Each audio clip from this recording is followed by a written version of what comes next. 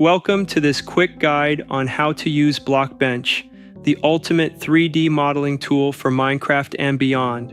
Let's get started.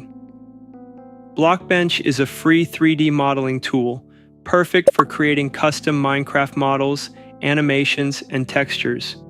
First, download it from blockbench.net and open it up. To begin, click on File and choose New Model. Select the project type, Minecraft Java, Bedrock, or something else. For this tutorial, we'll go with Minecraft Java. Use the toolbar on the left to add cubes. Adjust the size and position using the controls on the right. The grid helps you align everything perfectly. Now, let's add some color. Switch to the Paint tab, select a color, and start painting directly on the model. You can even import texture files for detailed designs.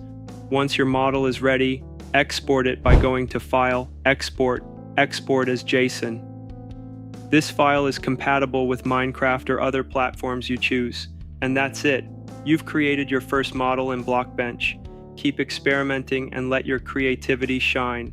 Thanks for watching. Don't forget to like and subscribe for more quick tutorials.